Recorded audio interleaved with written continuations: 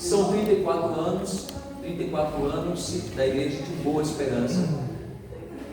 Mas eu quero dizer para vocês que o conceito bíblico de igreja não é o templo, embora o templo seja de fato sagrado porque é dedicado a Deus, não é? Nós entendemos que não é o lugar que é especial assim por natureza própria, né? Mas porque nesse lugar nós buscamos a Deus, então esse lugar se torna especial. Porém, queridos, no sentido bíblico, igreja é ajuntamento de pessoas, sabe?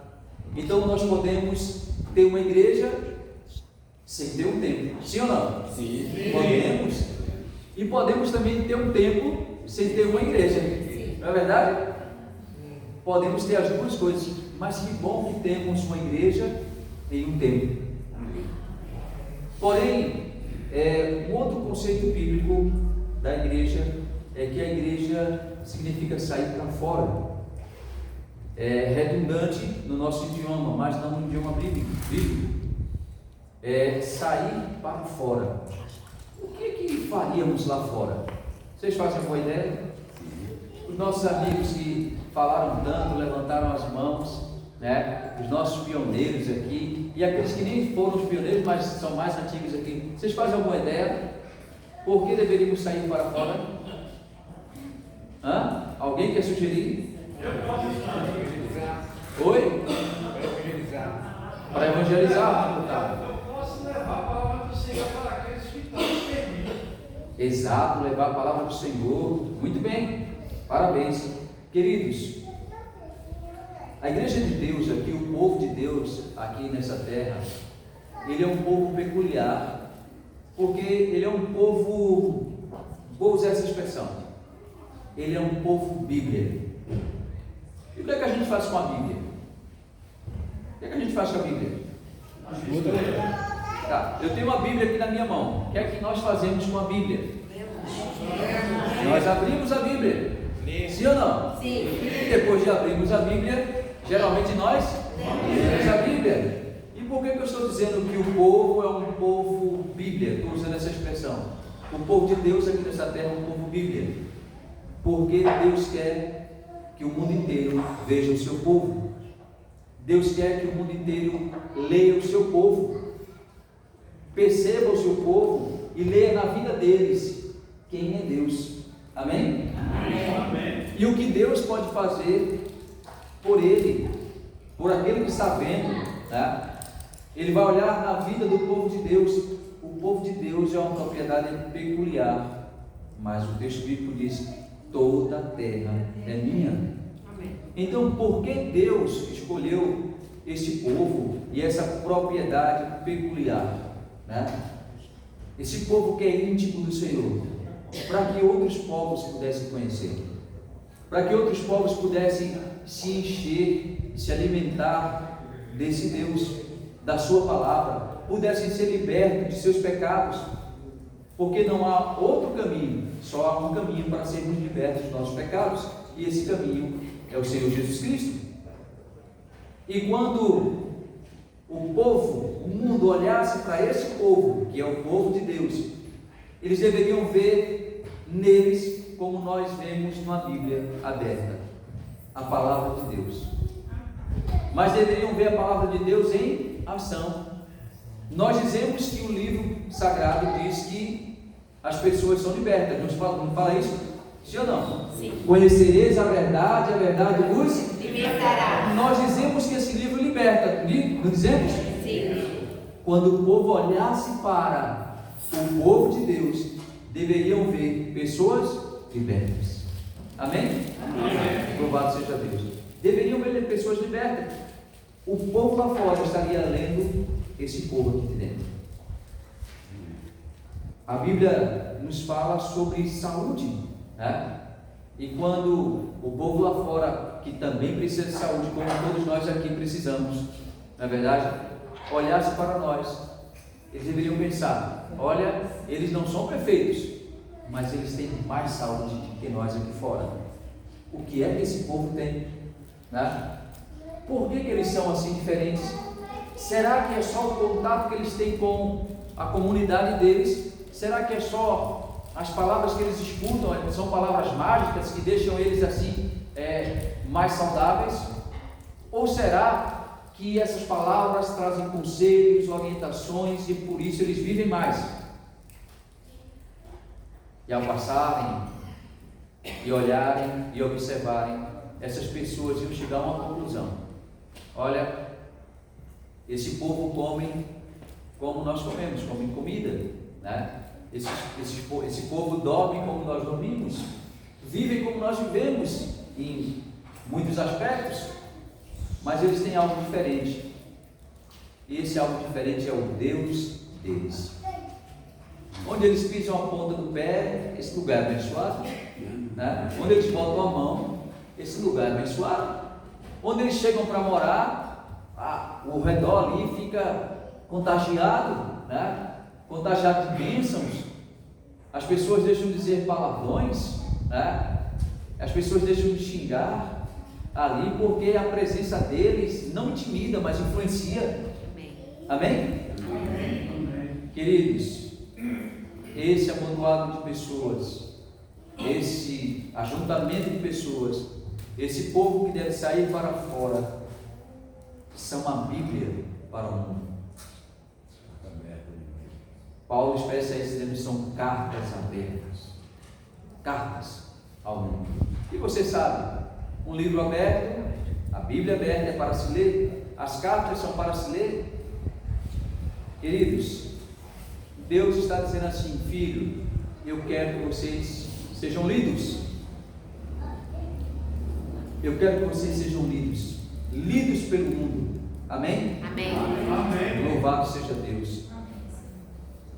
1 Timóteo, no capítulo 2, no versículo 15, o apóstolo Paulo, esse tremendo homem de Deus, que evangelizou tanto, diz assim: para que, se eu tardar, fique ciente de como se deve proceder na casa de Deus, que é a igreja do Deus vivo, coluna e baluarte da verdade.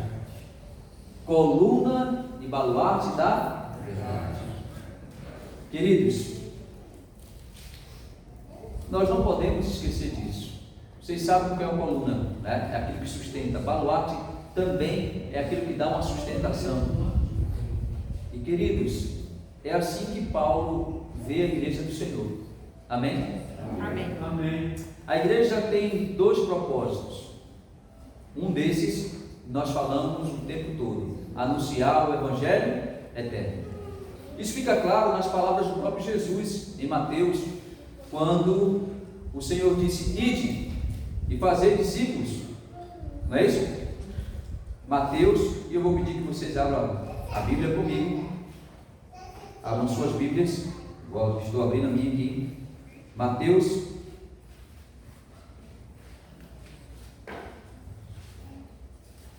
capítulo 28, versículo 18, diz assim. Mateus, capítulo 28, versículo 18, diz assim: Jesus, aproximando-se, falou-lhes, dizendo: toda autoridade me foi dada, no céu e na terra. Ide, portanto, fazer o quê? Discípulos de todas as nações, batizando-os em nome do Pai e do Filho e do Espírito Santo, ensinando-os a guardar todas as coisas que eu vos tenho ordenado. E eis que estou convosco todos os dias, até a consumação do século. Deus deixou essa missão para nós. Poderia fazê-la sem a nossa ajuda, da maneira que Ele quisesse, pois Ele é Deus.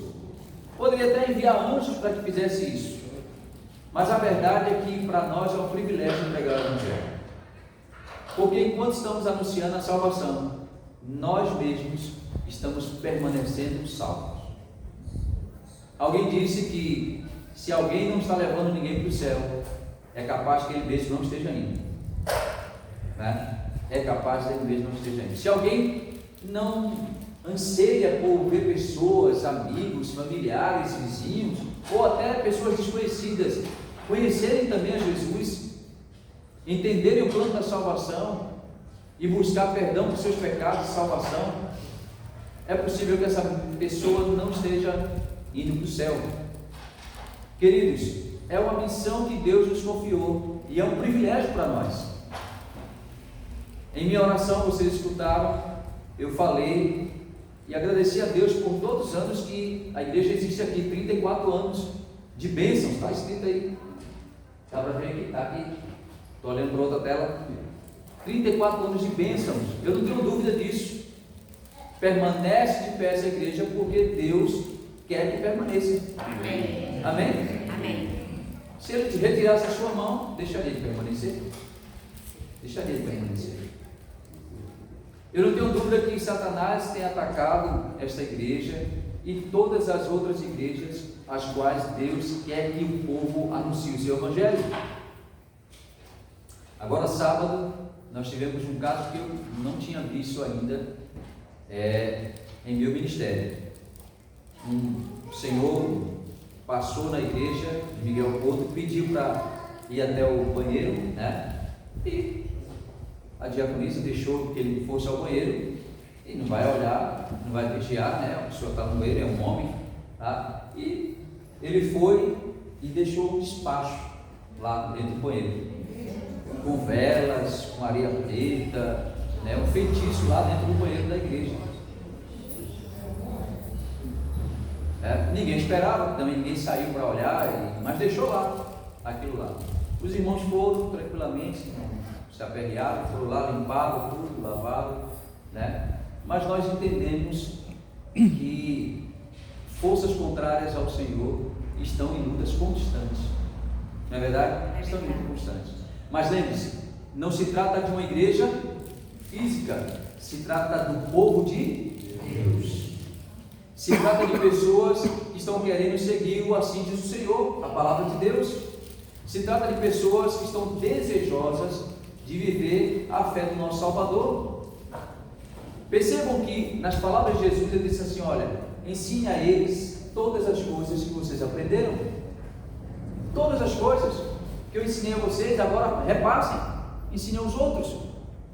Então, primariamente, a igreja tem a tarefa de anunciar o Evangelho, tem a missão de anunciar o Evangelho, tem o privilégio de anunciar o Evangelho, privilégio, primariamente.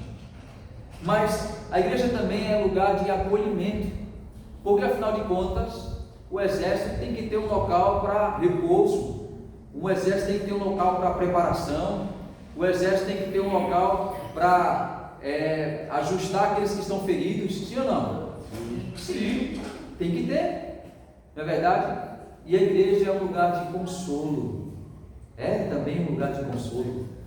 A igreja também é um lugar de acolher os feridos, né? E tratá-los, de preparar novos conversos na fé, pessoas que aceitaram ao Senhor Jesus Cristo, que estão cheias de vontade de anunciar o Evangelho, mas elas não estão talvez preparadas da maneira adequada. E quando eu digo da maneira adequada, é que não tem experiência, talvez ela precisa ir com outro, porque foi assim que nós vimos nas Escrituras. A história da igreja nos mostra na palavra de Deus que o Senhor mandava de 2 em 2. Paulo, ele foi preparado, mas também preparou outros, né, para sair para a missão. E a igreja também serve como esse quartel-general para que nós possamos cuidar uns dos outros, nos consolarmos e prepararmos outros para ir à missão. Amém? Amém. Amém. Prepararmos outros para ir à missão. Livro de Hebreus.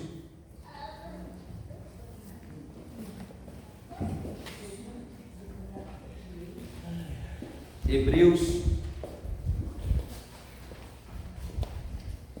no capítulo 10,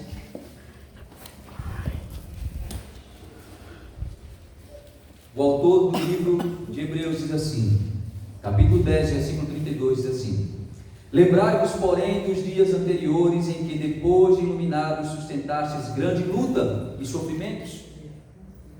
Olha, Hebreus capítulo 10, versículo 32. O autor diz: lembrai-vos, pois, dos dias anteriores, em que, depois de iluminados, sustentastes grandes lutas e sofrimentos, ora expostos como um espetáculo, tanto de opróbrio quanto de atribulações, ora tornando-vos co-participantes com aqueles que deste modo foram tratados. Porque não somente vos compadeceste dos encarcerados, como também aceitastes com alegria o espólio dos vossos bens, tendo ciência de possuirdes vós mesmos um patrimônio superior e durável. Ele está falando da eternidade, das mansões celestiais. Não abandoneis, portanto, a vossa confiança, ela tem grande galardão. Queridos, vocês não precisam pensar muito. Quando uma pessoa passa por sofrimentos muito grandes, muito fortes, né? Muitas pessoas correm para Jesus, buscam apoio, buscam amigos, às vezes terapias, mas a presença de Deus é imprescindível para isso. E às vezes, elas buscando a presença de Deus, elas permanecem no Senhor, elas não falham, né?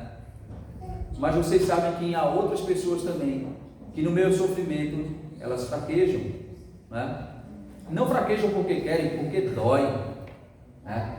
Porque estão cansados.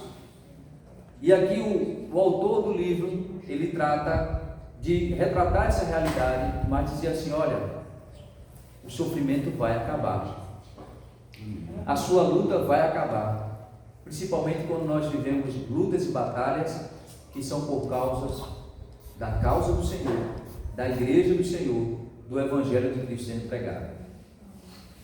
Então, o versículo 25 diz: não abandoneis, portanto, a vossa confiança. Ela tem grande o quê?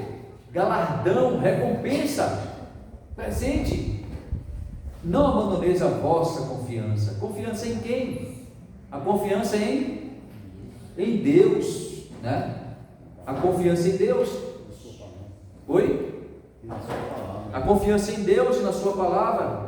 No capítulo 11, do versículo 6, o texto bíblico diz: de fato, sem fé é impossível agradar a Deus, porque é necessário que aquele que se aproxima de Deus creia que Ele existe e que se torna galardoador dos que o buscam. Amém? Amém. E agora a gente volta para lá: não abandoneis a vossa confiança. Não abandoneis a vossa confiança, porque ela tem grande galardão. O versículo 26 diz: com efeito tendes necessidade de perseverança, para que, havendo feito a vontade de Deus, alcanceis a promessa. E aí vem a parte que eu mais gosto, que diz assim, ó: porque ainda dentro de pouco tempo, aquele que vem, vocês não estão acompanhando? Capítulo 10, versículo 37. Porque ainda dentro de pouco tempo, aquele que vem e não tardará. Louvado seja Deus. E quem é esse que o autor diz: ele vem e virá? De que ele está falando? De Jesus, daquele que nós cantamos agora há pouco, de sua vinda, da sua volta. Igreja, você foi feito para anunciar o Evangelho, mas não por um tempo. Você foi feito para anunciar o Evangelho até que ele venha. Até que ele venha. Não desanime, não baixe a cabeça. Os sofrimentos virão, a perseguição virá, as dificuldades virão. Não podemos esconder isso. É uma realidade. Sempre foi assim com o povo de Deus.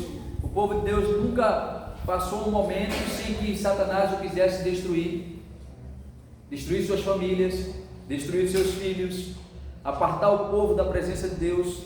Nunca houve um momento na história que Satanás não se preocupasse com aqueles que querem fazer a vontade de Deus. Mas quando essas coisas começam a acontecer, eu me alegro no Senhor, porque eu fico pensando: se as coisas estão apertando, é porque nós estamos no caminho certo. Amém. Amém. Então ele disse: porque ainda dentro de pouco tempo aquele que vem virá e não tardará. Todavia, o meu justo viverá pela fé. Queridos, não interprete mal a palavra de Deus.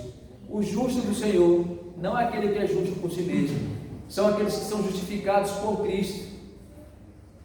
Todavia, o meu justo, aqueles que aceitam a justificação de Cristo, viverá pela fé. Se retroceder, nele não se compraz a minha alma. Eu não me alegro nele se retroceder, não fico feliz com isso, tá? E o versículo 39 diz assim, leia comigo por favor na sua Bíblia, o versículo 39 do capítulo 10 de Hebreus, diz assim: nós, porém, não somos dos que retrocedem para a perdição, somos entretanto da fé para a conservação da alma. Vamos ler mais uma vez? Nós, porém, não somos dos que retrocedem para a perdição, somos entretanto da fé para a conservação da alma. As Escrituras nos dizem que quem tem posto a mão no arado não pode mais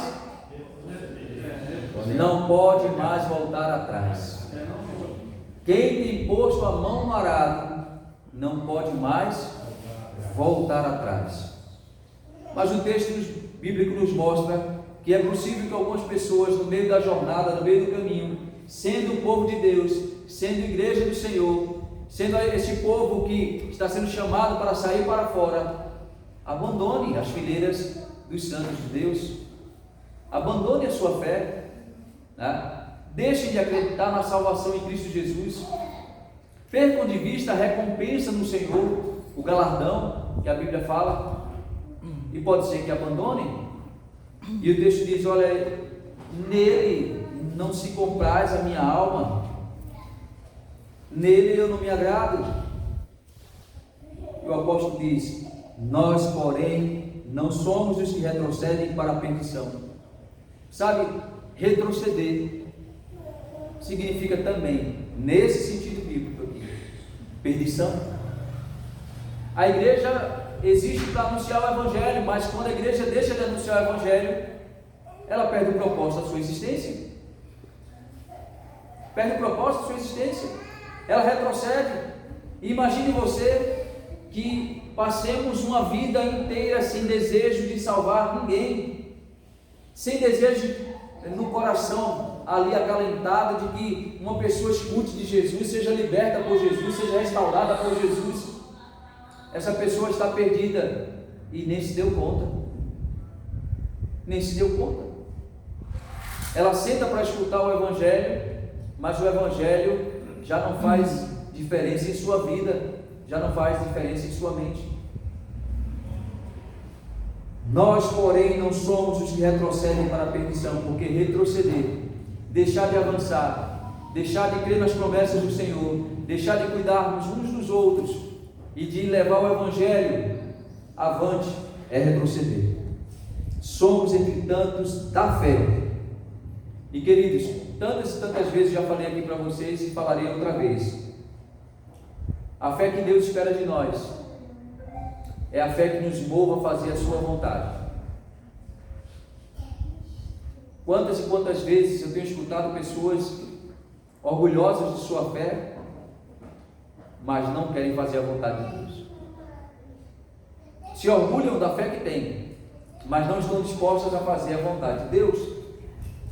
Eu preciso dizer que essa não é a fé que Deus espera de você e de nenhum de nós. A fé que Deus espera que nós tenhamos é uma fé que nos mova a fazer exatamente o que Ele quer, que nos permita ser dirigidos pelo Espírito Santo de Deus. Amém? Amém. Porque uma igreja sem ser dirigida pelo Espírito Santo é uma igreja que não agrada a Deus. Não agrada a Deus. É uma igreja morta e é uma igreja que não agrada a Deus.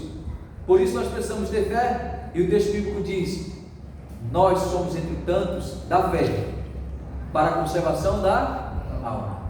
Não há outra maneira de conservarmos a nossa vida para a eternidade, a nossa relação com Deus, se não fizermos a vontade de Deus, se não exercermos a nossa fé e acreditarmos, é aqui que o Senhor está dizendo, é por aqui que eu vou, essa é a vontade de Deus, então é essa que eu vou fazer, é isso que eu vou escolher para a minha vida, eu vou escolher o que Deus escolheria. Ah, pastor, mas eu não sou Deus, eu não tenho os pensamentos de Deus, mas você tem a palavra de Deus, amém? Amém. E eu quero dizer para vocês, eu já falei aqui essa semana que passou, a palavra de Deus são os pensamentos de Deus na linguagem humana, de uma maneira que você consegue entender, ainda com suas limitações, e eu com as minhas, a gente consegue entender quando Deus está falando conosco. Embora nós não entendamos tudo completamente, muitas coisas ficam muito claras para nós, e você não precisa entender tudo, mas tudo que você entender, você precisa obedecer. Amém? Amém. Porque imagine, a igreja de Deus, segundo a vontade de Deus, ela deve ir e fazer discípulos, e anunciar o Evangelho, e ensinar tudo que aprenderam com Jesus. Mas como ensinar aquilo que aprenderam, se de fato não aprenderam? Porque se aprenderam, já estão colocando em prática. Amém? Amém. Já estão colocando em prática. Queridos, as indicações proféticas nos mostram de que não há muito tempo para Jesus voltar, embora o tempo é dele e ele age como quiser, né? Não faz parte de nós, não depende de nós, mas eu quero dizer para vocês, em nome do Senhor Jesus Cristo, que é bom que nós estejamos preparados. Eu não espero que surjam mais 34 anos para Jesus voltar. Eu não quero. Eu sei que a volta de Jesus não depende de mim. E eu sei que vocês já ouviram vários pregadores dizendo que a volta de Jesus depende de nós, se nós não pregarmos. Queridos, se alguma coisa dependesse de nós, a gente estava frito. Se alguma coisa voltada dependesse de nós, a gente estava frito. Nada depende de nós. Mas quer ele volte daqui a uma semana, um ano, ou daqui a 50 anos, eu tenho certeza que agradaria ao Senhor ver em nós o desejo de pessoas orando, dizendo assim: Senhor, volta logo, porque nós não aguentamos mais de saudade, nós queremos a tua presença. Amém. Nós queremos estar face a face com o Senhor. Olha, Senhor, nós vamos pregar ainda mais rápido, com mais força, com mais entusiasmo, porque sabemos que faz parte de um dos teus sinais, a pregação do Evangelho. E sabe de uma coisa? Ao que depender de nós, que não é nada, ao que depender de nós, Senhor, o Senhor já voltaria hoje mesmo.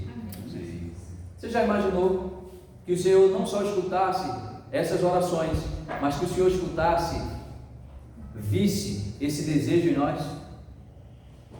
Olha, poderia até ser que Jesus não voltasse esse ano, ou daqui a 10 anos, mas eu tenho certeza que nós seremos abençoados de uma maneira extraordinária. Amém. Amém.